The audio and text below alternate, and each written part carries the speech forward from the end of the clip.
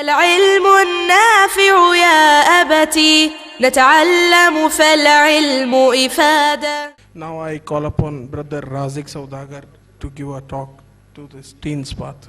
إلا الله وحده لا شريك له وأشهد أن محمدا عبده ورسوله صلى الله عليه وسلم تسليما كثيرا. أما بعد.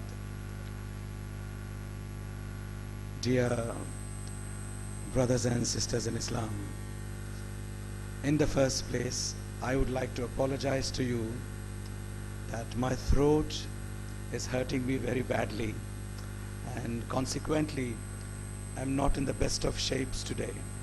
Nonetheless, inshallah, I will try to talk to you and talk to you about some of the important things, inshallah ta'ala, because the topic that has been handed over to me is ideal student for self and society.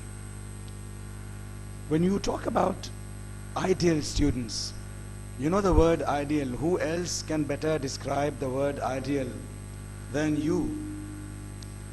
Because, you know, some of you have actually studied physics. Some of you may be even studying it now. So the word physics has this word ideal, ideal temperature, ideal speed, ideal velocity. Yeah. And ideal is something that, you know, you cannot really achieve, because you require ideal conditions for anything to be ideal.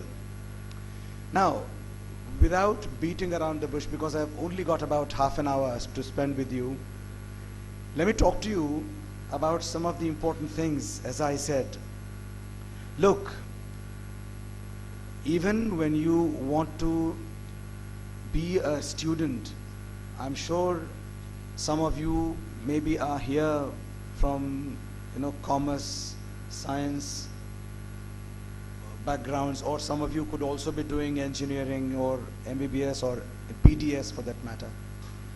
The first thing is, all these things that we are doing, please don't call them studies. This is not education. Honestly, an engineer is not, you know, educating himself. He is only studying the skill of maybe constructing a building, running, making computer programs, running a computer, building skyscrapers, or maybe fixing a car, or inventing, or, you know, maybe manufacturing a car. All those things, remember, all those things are called skill building. That's not education. Yeah? All of these that you study, even if you talk about someone who's possibly studying MBBS to become a doctor, gentlemen, that also is skill building. You look at the pulse of someone and identify, that's a skill. You work on that skill.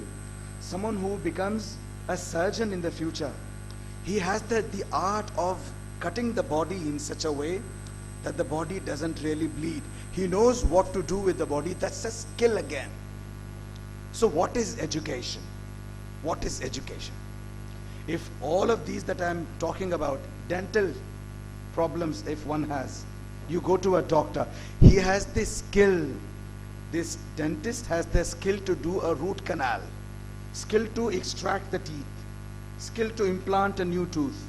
So all this is skills. Education is what? Education in essence is something that teaches you how to live in this world. What you are learning has to do with how to make earnings, how to earn better money. When you become a doctor, when you run a clinic, when you become a dentist, when you run a clinic, when you become an engineer, you construct, all these things are in order for you to acquire money, win bread for yourself and for the family. What is education? Education is something that teaches you how to be good, not just with yourself, with your friends, with your colleagues, with your parents, with your children in the morrow, in the future when you get married, with your children, and with your neighborhood, and with the entire species of human beings. That's what education is. Education is to be able to conduct oneself really well. That's the, the bottommost pyramid of education. And now it has got various levels. I cannot talk to you about all those levels. I've described to you what education in essence is. Now, the best education is to be able to identify who created you, why he created you, find out the purpose of your creation, and submit yourself to him. Do not deviate from the path he's chosen for you.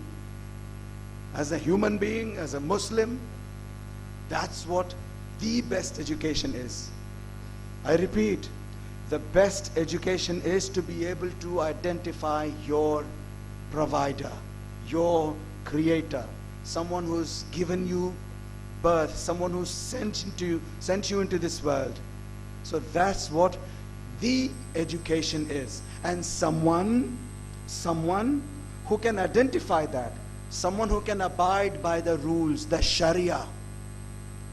And in conjunction with that, if you are able to skill build, then you are the ideal student for yourself as well as for the society.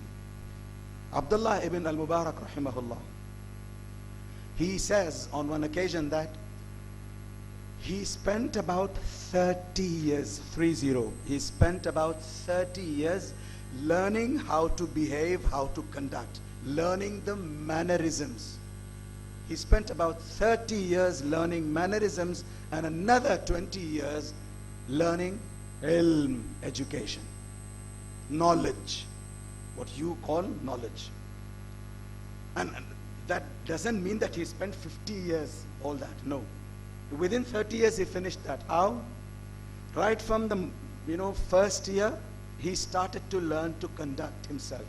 His parents consistently reminded him of, this is what you're supposed to do, that's not what you're supposed to do. You talk to your parents like that, you talk to your peers like that, you talk to your friends like that, you talk to your siblings like that. So that adab, character building, 30 years. And when you become 10 years old, you start learning about knowledge.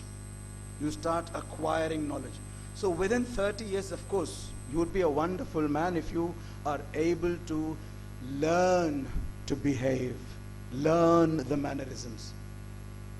You know, how many times a day do we require food? 3 times a day.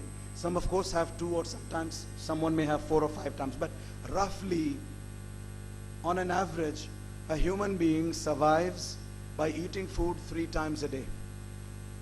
While we require food only 3 times a day, we require mannerisms, we require the knowledge about how to be good every single minute, every single breath of our life. Every time we're inhaling, exhaling, we got to understand what we are, how we are supposed to conduct ourselves with, like I told you, with your friends, with your colleagues, with mom, with dad, with the entire world.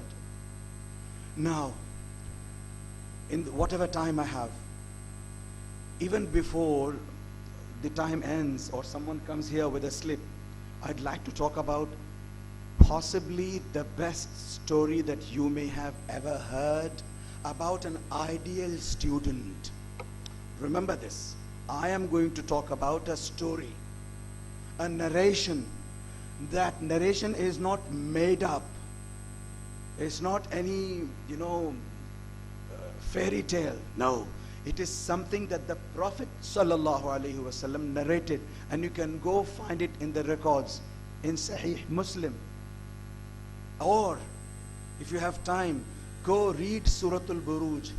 قُتِلَ أَصْحَابُ الْأُخْدُودِ النَّارِ ذَاتِ الْوَقُودِ إِذْ هُمْ عَلَيْهَا. Continue reading until إِنَّ الَّذِينَ آمَنُوا وَعَمِلُوا الصَّالِحَاتِ, or at least until إِنَّ الَّذِينَ فَتَنُوا الْمُؤْمِنِينَ وَالْمُؤْمِنَاتِ ثُمَّ لَمْ يَتُوبُوا فَلَهُمْ عَذَابُ جَهَنَّمَ وَلَهُمْ عَذَابُ الْحَرِيقِ. Read these few ayahs. I am going to give you a gist of what story I am talking about. Listen, I can completely understand that you're fanning yourselves because the AC seems to be not working. The gentlemen are here The people are here, the technicians are here. They're trying to fix this issue. We just have to deal with it. Yeah? For the next half an hour, maybe, inshallah, or maybe less. And then we hope that when we go out and come back after Salah, the AC will be fixed. We hope that it's going to be fixed in the next 5 minutes or so. Now, I said I'm going to talk to you about the best story that you may ever know as a student, which is, which best suits the title. The title that I have, the topic that I have is Ideal Student for Self and for Society. There was this young boy whose story I'm going to share with you. This boy used to live in a small town. Yeah. And the town belonged to a wonderful king. A king who had a lot of such towns under him. He used to govern a vast area.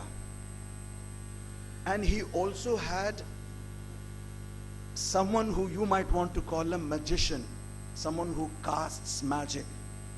This king had a magician, and the job of this magician, remember everything, because if you miss the plot, you're going to miss the entire story. Pay attention to every single detail, because I'm going to connect points, inshallah.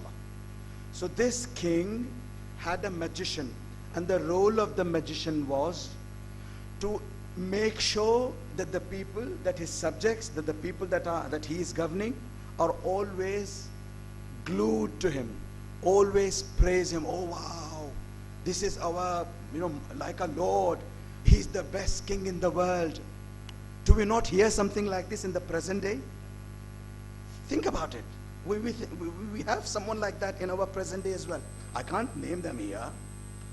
And the magician, the job of the magician was to cast magic in such a way that no one escapes the magic, and everyone says, yes, this king is the best king. This king is the best king.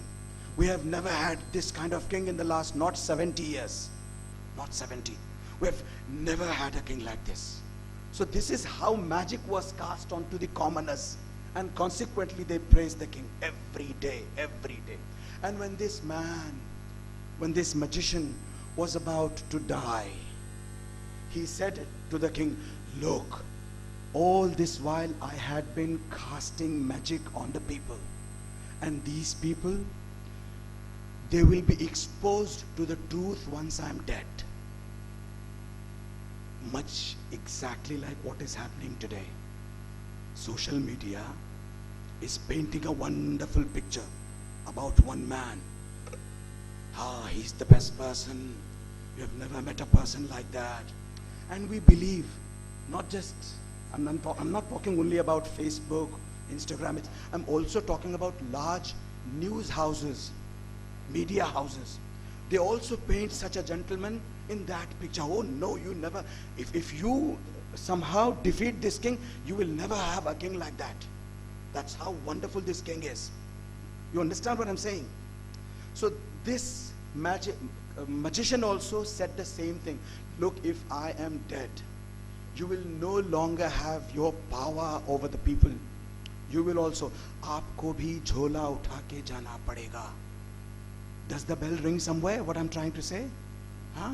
So this magician said, give me one boy, the best boy, the most intelligent boy, the most trustworthy boy. I want to teach him magic. And I want to teach him everything about magic in such a way that once I'm gone, he is going to take care of casting magic to the people, so the king would remain alive. The king would remain the king forever. So kindly find the best possible student. So the entire kingdom was searched, scanned. So many young students were screened, tested. Can you be the best? Can you be the best? Can you be the best? Many tests. Eventually they picked up one boy. After a lot of hard work of screening, they picked up one boy. He was sent to the magician. The magician started to teach him magic. Every single day, this boy would set out from his house, say at 7 in the morning, spend the entire day at the magician, learn lots of magic, come back at 7 at night, much like you do. You leave in the morning at 7 for your colleges. You come back home at 5, 6, 7 or sometimes 4. So likewise, this boy would also go, come back, go, come back. One day, he heard while he was going from his house to where the magic was taught to that magician, on the way, he heard someone recite the Quran. Of course, this is not from the stories of the life or during or after the life of the Prophet ﷺ. No, this happened after the life of, or after Isa alayhi salam was lifted. He did not die on the cross, huh? Mind you, Isa alayhi salam's body, soul, everything was lifted. وَإِذْ قَالَ اللَّهُ يَا عِيسَى إِنِّي مُتَوَفِّيكَ وَرَافِعُكَ إِلَيَّ. Yeah? So Allah Azza wa Jal has lifted Isa alayhi salam. So after Isa alayhi salam's departure from this world, a few decades later, this happened. And back then, like today we recite the Quran, back then they used to recite what? Injil. That was their holy book. So one rabbi, one alim of that book, used to live somewhere in a far off land in a sanctuary on top of a hill somewhere. He used to live. On one day, while this boy was passing by, he heard this man, wonderful recitation. قُتِلَ أَصْحَابُ الْأُخْدُودِ النَّارِ ذَاتِ الْوَقُودِ. This is not the ayah that he heard. I'm just saying, you know, when you hear someone recite the Quran really beautifully, do you feel not attracted to them? He got attracted to the voice. Instead of walking to the magician's house, he started going in the direction of where the rabbi was reciting the Quran or the Injil. Now say recite the Quran, because I am trying to connect with you. If I keep saying Torah, Torah, or Injil, you might not understand the point. So he started going in that direction. He goes all the way to the doorstep of where the rabbi was reciting a beautiful recitation. He knocked at the door. He opened the door and he asked him, "Who are you?" I said, "I was amazed. I was simply stunned and amazed by your recitation. Can you tell me what that recitation is like?" He said, "It is the kalam of our Lord." Remember the words. That's what I'm saying. If you miss one single piece, you're going to miss the whole plot. So he said, "What is this narration that you're reciting? What is this beautiful, song or whatever that you're reciting?" He said, "It is the kalam. These are the words of your and my Lord." Ah, that's what I am also learning. I'm going to the magician to learn the same thing. He said, No, that's wrong. What you're learning is magic. What I am talking about is the narration, the words of the Lord. I know you're talking about the Lord, right, whom I'm going to serve, the king. No. I'm not talking about that Lord. I'm talking about the king of all the kings, Rabbul Alameen. Who's he? What is he like? Then he started to sit down. He actually sat down there for about 1 or 2 hours. And then he gave him the information about La ilaha illallah. He talked to him about Tawheed. When he learned a little bit of that, he said, "All right, it's time for me to go to the magician now. I will leave. I will see you tomorrow." He went to the magician. Magician was waiting for him from 7 o'clock. Every day he used to go at 7.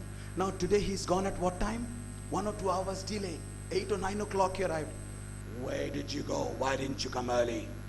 "No, I started beating him."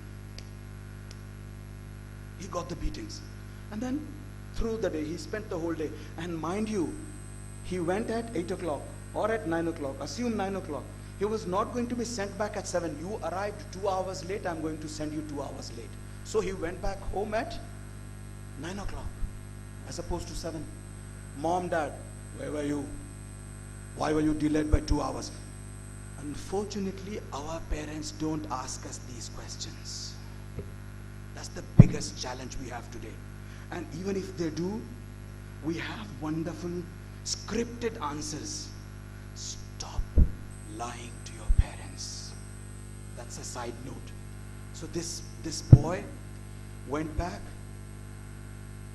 because he was delayed by 2 hours. His parents beat him. This hand was, red and blue because of the beatings of magician. Now this hand became red and blue because of the beating of parents. The next morning he got up. He once again, look at the zeal. The next morning when he started to walk, he could have gone, because his hands were still blue, he could have straight away gone to the magician. He said, no, something this rabbi told me is so amazing that I can take these beatings every day. I don't mind. So this boy, not an adult like me, 40-year-old, 20-year-old like young boy, 10 years, 12 years old. Look at the decision making he had, 10 years, at such a young age. Today our 10 years, we can't even give them cycles. They can't even ride cycles well. That's the reality. So this boy went to the rabbi and said, when he went there, the rabbi looked at the hands. What happened to your hands? How come they are so blue? He told him the story that he beat me and my parents beat me too. Okay, I've got a solution for you. When you go to the magician, you're going to be delayed because you've come to me again. You're going to be delayed by 2 hours or 1 hour again. When you arrive at the magician will ask you why you came late. Instead of telling him about me, just say that you were held back at home. Parents, for some reason, left you later today. Instead of leaving at 7, I left at 9 o'clock. Just say that, like you and I sometimes, lie to our parents. Look at the boy who chose to lie. For what reason? In order to learn Tawheed. In order to learn Tawheed. And he went then. The rabbi told him, when you go to the magician, when you are delayed, tell the magician that you were held back by your parents. You left late. And when you go back home, when your parents ask you why you came late by 2 hours, tell them the magician held you back. Every day, he would get beaten twice. They would not just take the excuse. No, and back then there were no phone calls to verify. What time did my child come to you? What time did they leave from there? There were no mobile phones. There were no phones in the first place. So they had to rely on what he said. Every single day, this child went first to the rabbi, then to the magician, then back home. He would do this triangle every single day. Is that not what is happening with us? No? When we go to any masjid, madrasa, or a program like this, what do we hear? Tawheed, ilm, sharia, knowledge of Islam. And when we go to college, what do we hear? Darwinism, evolution, man is naturally self-made. Shirk, shirk, shirk. That's exactly what is happening with us. And we are not even enrolling ourselves in any, formal studies of Islam. We have just come here one day for a seminar like this. We've come here for one day. Otherwise, when we go to masjids, we don't even listen to what's happening in the khutbahs. We don't even sit down for the lectures in the morning, in the evening. And this boy, not only was he used to going to the rabbi, he was also used to going to the magician. So the bottom line, not the whole story, the bottom line of this thing is, every single day he's learning parts of Tawheed. Every single day he's learning shirk. Every single day. From here, one information, and from here, the opposite information. The opposite information. Look at the mindset. And eventually, when he continued learning like that, one day, while he was going like this, final days, final semester, like that, final days, when he went to the magician said, look, today I have nearly taught you everything. Just last few days are remaining, and then I am going to hand you over to the king. You are going, because I have taught you every single thing. You are as good as me now. The magician is saying to him, you are as good as me now. Therefore, you are going to be experimented. You are going to be put to trials. Stay steadfast. And he is learning Tawheed. He never told anyone. On one day, when he was like that, going, he saw a huge animal blocking the road. A huge animal. You want to think about the rhinoceros? Yes. Huge animal. Or maybe a lion. Huge animal. You cannot imagine. Because Dabbatun Azimah was what is mentioned in the hadith. It's not mentioned whether it was a rhinoceros or rhinoceros. No. It was a huge animal. And it was so scary that not only was he held up, even before he was held up, there was a huge crowd. All the crowd wanted to move to the other side, and because of this animal, they were stranded. They were just held up like that. They are waiting for the animal to move, and they can't even scare the animal and run him away. They can't even do that. So this magician, young boy, he comes to the scene. He says, "O Lord of this rabbi, I have been learning two things every day. One from this rabbi, from this alim, you want to call him so, and one from this magician. Now I'm confused. I don't know if this is true." Young boy, that's what happens to a young boy. "I don't know if this is true or this is true. Therefore, you will have to help me, O Lord, O Allah, you will have to help me. Whether this is true or this is true, I am going to do the experiment now." He took a stone, small stone. How much value or how much weight do you think of a stone a young boy who's 10 years old can lift? A small stone. Just a small stone. He picked up that small stone and he wanted to throw that stone onto that lion or that animal. Do you think that lion would be disturbed by that small stone? No, he won't. But because he had made dua and he'd wanted al-furqan, clarity, he'd wanted to understand if this is true or if this is true.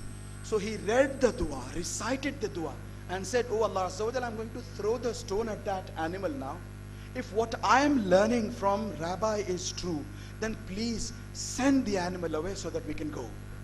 He threw the stone, the animal went away. It became very clear to him, what this magician is teaching me is falsehood, is absolutely wrong. What this rabbi is teaching me is Tawheed. He wanted to stick to Tawheed. And since he now became the best magician in town, this man died, this magician, original magician died. So this man now, this boy, he started to cure people, curing people of leprosy, blindness, something that Isa alayhi salam used also to do. He started doing that. And he became very famous in the whole town. I go to this boy, young boy, 12, 13 years old. He casts some kind of magic on you. If you're not able to speak, you will start speaking. If you can't see, you will start seeing. Once he does some magic on you. So everyone who had a problem like that went to him. And they got cured within minutes. Likewise, with the king, you know that there are ministers. Amongst the ministers of the king, there was one minister who had no ability to see. He was blind. He also heard the story of this boy. So he told some of his peers, "Please take me to that boy. I want to also check if he can cure my blindness." He went to him. He sat right next to him and he said, "Oh boy, I have heard great stories about you. Can you please cure me?" He said, "I will cure you, but only one thing. Only on one condition. You have to recite, I want you to recite something and you have to recite that." What is that? You have to say that, "Oh Lord of this boy, oh Lord of me, this boy, please cure me." Of course, it's in Arabic. So when he wanted him to recite that, this minister, "All right, I don't mind, because eventually there's nothing wrong in saying it, because eventually I'm going to get my sight back." So he recited that. And then he made dua for him. The young boy made dua. And immediately he started seeing everything. The next day, He goes to meet the king. The king is saying, wow, how come you're not on your regular sticks? You've come here walking as though you're able to see. Are you really able to see? Yes, I am able to see everything. The minister replies, who cured you? How come? That boy. Oh really? How come? What did he do? And then he started to talk to him about the whole story. He said, all right, get that boy to me. The boy was brought. He asked him, how come this happened? He said, because of Allah Azza wa Jal, not because of me, not because of that magician or that magician that taught me, because this is something that Allah Azza wa Jal has given to me. He said, come on, you are talking about me, right? You're saying, Lord, I'm the Lord, so you're talking about me. No, no, no, I'm talking about someone who's your Lord as well. Who's that? He said, Allah Azza wa Jal. And then he said, are you trying to say that you worship someone else besides me? He said, no, I'm trying to actually say that I don't worship anyone else besides him. You understand the point? He first questioned, are you trying to say that you are worshipping someone else besides me, in addition to me? He said, no, no, no, no, no, you're mistaken. I'm actually worshipping, or I only worship him, not you. Jail him. He was sent into the jail. And this newly, this minister who had got the sight, he was asked, how about you? Have you also started to believe like him? Oh yes, absolutely. Because what he speaks is absolute truth. I will have to, abide by the commands of Allah Azza wa Jal. I don't worship you. What? You don't worship me? And then he was asked to be dug. He was asked to be, the ground was dug open, and his body was inserted into the ground up until here. And then an axe was brought, placed on his head. And the king said, now, do you believe me or do you believe the Lord of that child? He said, 100 times I will believe the Lord of the child, not you. Look, I'm going to tear you, cut you into 2 pieces. Do whatever you want. He was actually cut into 2 pieces. And then that boy, get him. Where did you learn all this? I learned it from the rabbi. He didn't immediately say it. I'm cutting the story short because I don't have time. He was also beaten black and blue. So much so that he had to eventually say that he learned all that from the rabbi. The rabbi. Get that rabbi from the sanctuary. They searched for him, they got him. They also did the same thing to him. He was also, buried half alive until here, until your waist. And he was also said the same thing. Look, we are going to cut you into 2 pieces, like this, from here. 2 pieces. Are you going to leave your religion? No. Cut me into 10 pieces, 20, I'm not. He was also cut into pieces. I'm going to close the story. I hope I have 5 minutes, inshallah. I'm going to cut the story short now. So this rabbi was also killed. And consequently, this boy was brought again. Instead of, burying him alive halfway through his body like that, the king said, call all the army people, call all of them. They all came. Take this boy to the top of the tallest mountain here. Take him all the way up to the tallest mountain. And just before you throw him down from there, ask him one last time, do you regret what you did? Do you disbelieve in Allah and believe in this Lord, in the king? Ask him. If he agrees that he is going to believe me, get him back. I will honor him. And if he doesn't, then throw him from there. They all took this boy all the way to the top of the hill.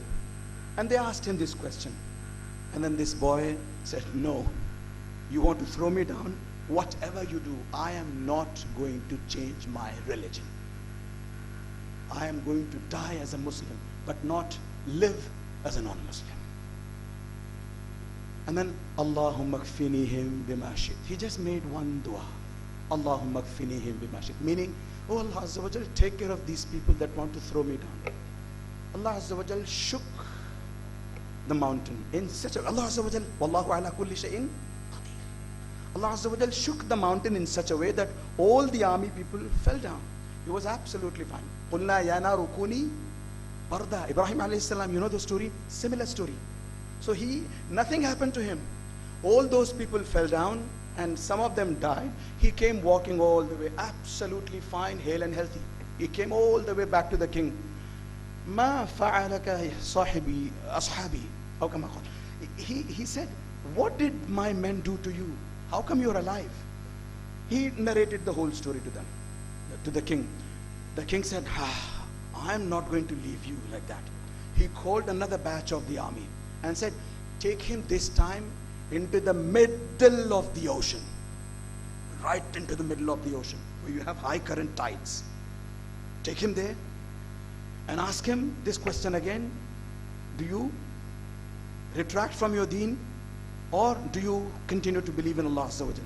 If he continues to believe, throw him into the ocean.